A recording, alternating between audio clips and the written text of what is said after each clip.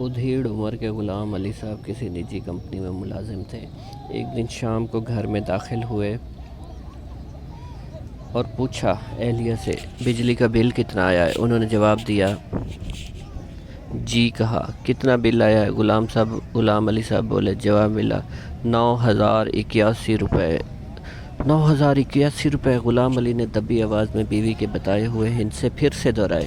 پھر ان کی نگاہ غسل خانے کی طرف گئی۔ انہوں نے بیگم سے پوچھا غسل خانے میں کوئی نہیں ہے؟ کوئی بھی نہیں ہے، بیگم نے جواب دیا۔ پھر یہ بلب کیوں جل رہا ہے؟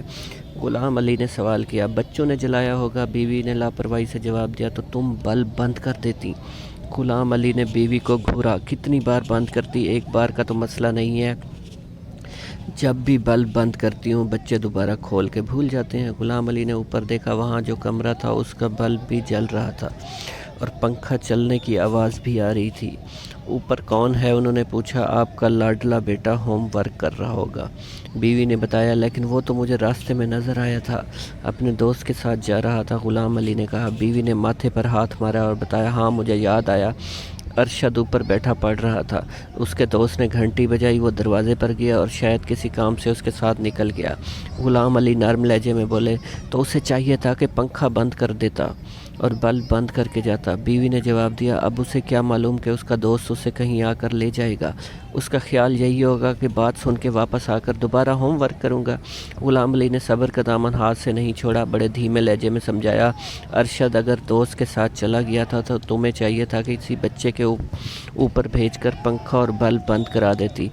فرض کیا ارشد 2 گھنٹے بعد گھر آتا ہے، تو کیا جب تک اوپر کے کمرے کا پنکھا چلتا رہے گا اور بلب جلتا رہے گا؟ بیوی نے بیزاری سے جواب دیا اب میں کیا کروں، کہاں دھیان دوں، یہ بچوں والا گھر ہے، ان کی غلطی ہے، اب ہاتھ منہ دھو لے، میں کھانا گرم کرتی ہوں۔ کھانا رہنے دو، گھر کی بد نظمی دیکھ کر میری بھوک ہی ختم ہو گئی ہے۔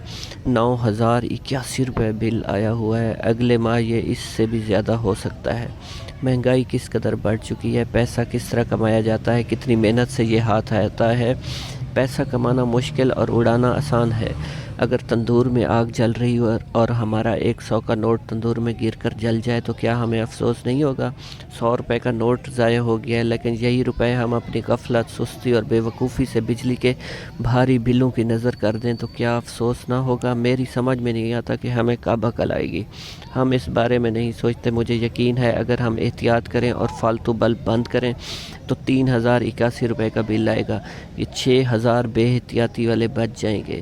یہی روپے ضرورت کی دوسری گھریلو چیزیں خریدنے پر بھی خرچ کیے جا سکتے ہیں۔ ہزار کے 6 نوٹ تندور میں گر جائیں تو تمہاری کیا کیفیت ہوگی؟ ان کی بیوی یہ سن کر جلدی سے بولی ہائے اللہ، اگر میرے ہاتھوں سے 6,000 روپے تندور میں گر جائیں تو مارے صدمے کے میں تو بے ہوش ہی ہو جاؤں گی۔ غلام علی مسکرا کے بولے بیگم فضول بجلی استعمال کرنا بس یوں سمجھ لو کہ ہزار کے 6 نوٹ آگ لگا کر جلا دینے کے مترادف ہے۔ نوٹ جلتے تندور میں جلائیں یا بجلی والوں پر قربان کریں، ایک ہی بات ہے۔ 6,000 روپے کی ہم اگر خریداری کریں تو معلوم ہوگا جو پیسے ہم نے احتیاط کر کے بچائے تھے وہ ہمارے کام آ گئے۔ ویسے بھی کفایت شعار اور دور اندیش لوگ اپنے آڑے وقت کے لیے کچھ نہ کچھ رقم بچا کے رکھتے ہیں، کہیں کسی اچانک ضرورت کے تحت کسی کے آگے ہاتھ نہ پھیلانا پڑے۔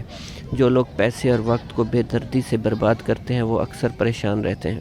بیوی کچھ دیر تک سوچ و فکر میں مبتلا رہی اور بولی بس آپ کی یہ بات میری سمجھ میں آ گئی ہے، اگر ہمارے ہاتھ سے 100 روپے کا نوٹ تندور میں گر جائے تو ہم افسوس کرتے ہیں اور اپنی سستی سے ہم گھر کے فالتو بلب نہ بند کر کے ہزاروں روپے ضائع کر دیتے ہیں۔ اب میں خود اپنے ہاتھ سے یہ بلب بند کروں گی، چاہے اوپر والے کمرے کے بلب بند کرنے کے لیے مجھے سیڑھیاں چڑھ کے اوپر جانا پڑے۔ غلام علی یہ بات سن کر مسکرائے اور بولے بیگم تم نے تو میری ساری پریشانی ہی دور کر دی ہے، میں ہاتھ دھونے جا رہا ہوں، تم کھانا گرم کرو، بڑے زور کی بھوک لگی ہے۔ جی تو ویورز آپ کو میری یہ سٹوری کیسی لگی؟ اگر آپ کو سٹوری اچھی لگی ہو تو میرے چینل کو سبسکرائب کر دیں۔